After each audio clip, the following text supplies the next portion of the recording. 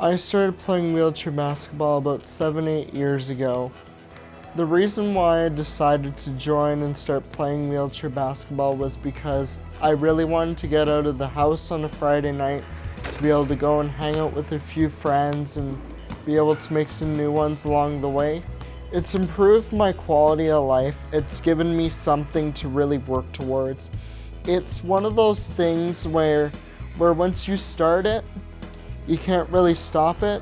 You're doing this because you love it. You're doing it because you have the passion for it and you have the drive for it. And it's really hard to describe those kinds of feelings.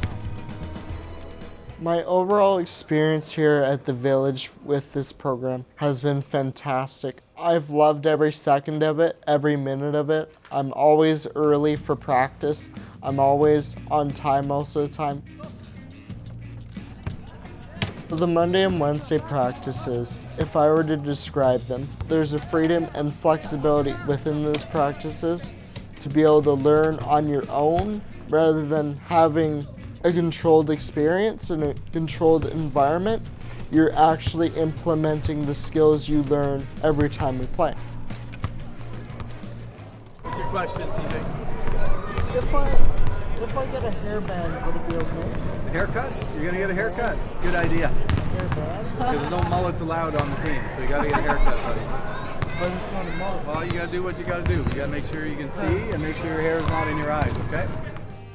The players are introduced to the sport, and if they want to get more serious and they want to put more extra time into practice, then they'd come out also on Mondays and Wednesdays and basically progress to whatever level they choose. If they want to play regionally, provincially, nationally, if they want to be on a national team, we can put a program together that gets them to reach their goals. CJ is training to achieve that goal. He'd like to be a part of Team Canada, and he has a little more work to put in, but I think he's progressing to the point where he wants to challenge for that position and become a more competitive athlete. I really want to be able to represent my country for the sport I love and have a thriving passion for. And it's one of the few things in my life that I've chosen to really work towards and really commit to. And it's very close to my heart and very important that I try my absolute best to get on the team.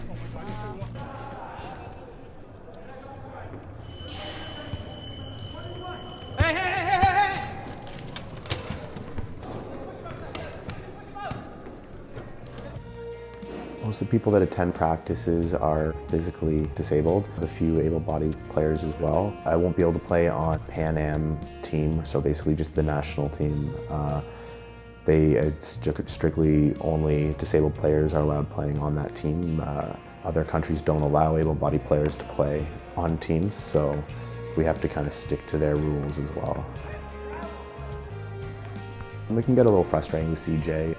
You have to tell him things a few times before he does it, but I love playing with him. I love coaching him through Monday and Wednesday practices as well. Sometimes it does come off a little harsh, but I think he has to learn that other people did the same for us as we were growing up through the sport, and it's one of the reasons why we're very competitive at this level now and why we're willing to push hard on the court is because of that. And so I'm just trying to give him that. He's a very strong athlete and he wants to play very hard, so I give him the opportunity and I'm always trying to push him and make sure he's always pushing harder and harder and harder.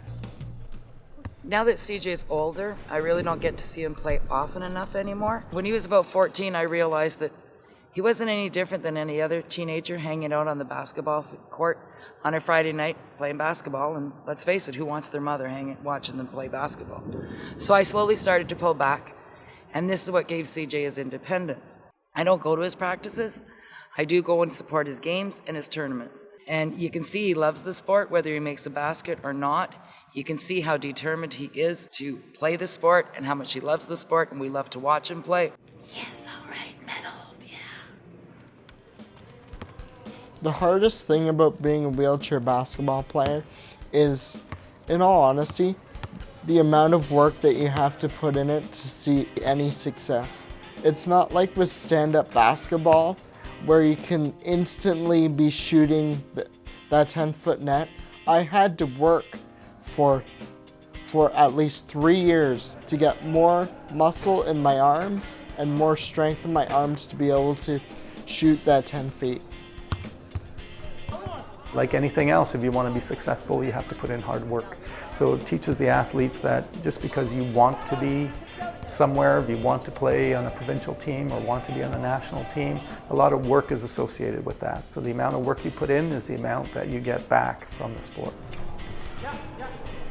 Well, for training, in regards to wheelchair basketball, I'm putting 100% effort into the practices, but unfortunately with being at school full-time and having other commitments outside of wheelchair basketball, it's very hard to get in that extra training, but I do as much as I can. The stretches help in regards to my disability because of me having cerebral palsy. I'm prone to getting muscle spasms, and if my muscles are tight rather than being relaxed, I will tend to get more spasms on the court, and it completely messes up my shot to where literally just the ball goes up maybe just above my head, and then I have to pick it back up, or I have to give it to somebody else. Or sometimes my hands might take the ball and just whip it across the floor without me even realizing it. Oh, no!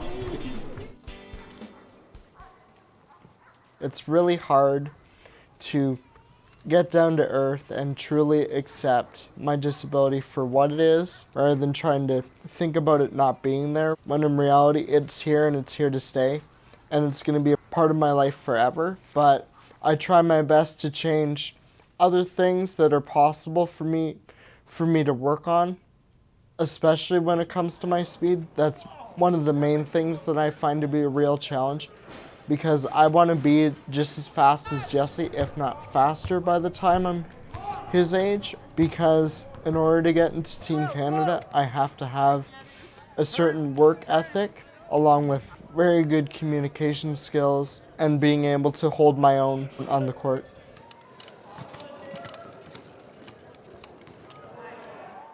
He's proven himself just with his positive attitude. CJ is a very strong individual. He doesn't let anything stop him. So the only where I see him taking a toll is sometimes he gets a little more fatigued than others and he needs to rest. I have looked at it where we have the disability. If you look at me, I wear glasses. So I have a disability. Does that mean I can't see? No, I just need a little help to see. So I look at it as whether you're an adult or a child in a wheelchair, doesn't mean you can't walk. It just means you're in a wheelchair. From the day he was born, I never focused on his disability. I focused on the things he could do. So I've turned his disability into an ability. And that's what I hope society brings from it. You're supposed to bounce it higher. So, the one thing I have to say to you is no matter how hard you work, no matter how much time you take, you'll always reach your goal and you'll always see a light at the end of the tunnel.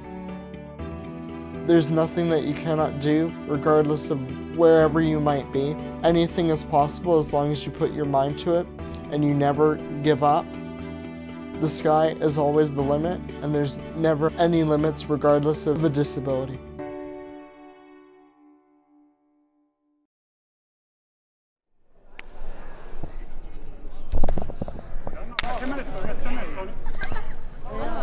What, CJ? Can you get me some clippers, someone? I gotta give him a haircut right now. Right now. Get some clippers. Tony, you got scissors? Scissors, get scissors. I gotta give him a haircut right now. On film, right now, a haircut. You can't even see me. Look, your hair's in your eye.